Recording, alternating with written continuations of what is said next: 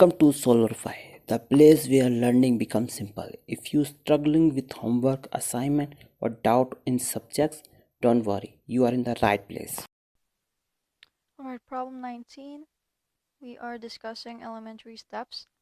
And let's say you have molecule A and you want to convert it to molecule D. Okay, so D would be your products. And let's say for some reason molecule A cannot be converted to molecule D in one step. So you need multiple steps to do this. So let's say we need to convert A to B first.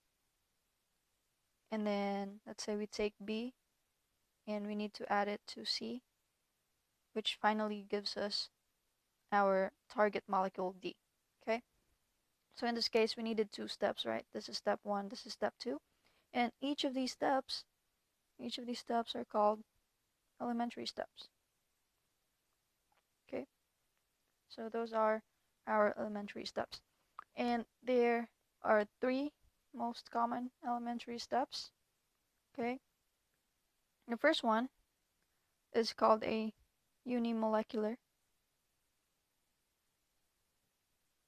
reaction. Unimolecular.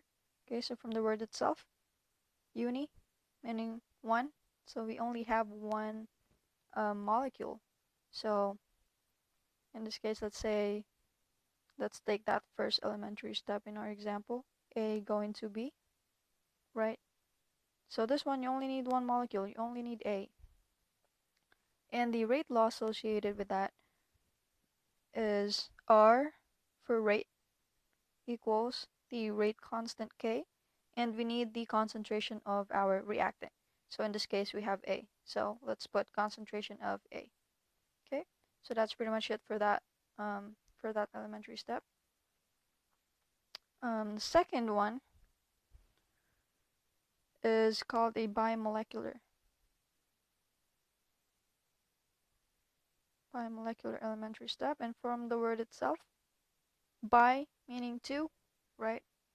So there's going to be two molecules in your reaction, and there's kind of two kinds that would be under this category, right?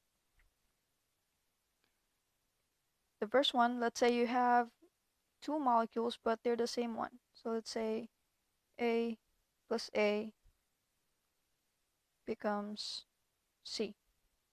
Okay, so in this case, yes, you do have two molecules, but they're the same one.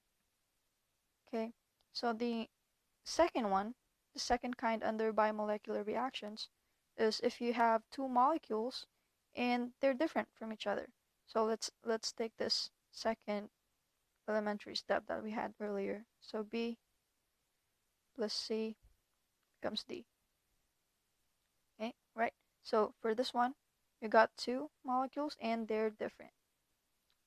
So let's go to the rate laws that represent these reactions. Okay, so the first one here, we got R for rate again, and then K, rate constant, and we need the concentration of your reactants, right? So we need the concentration of A, but since there's two of them, we need to square that concentration.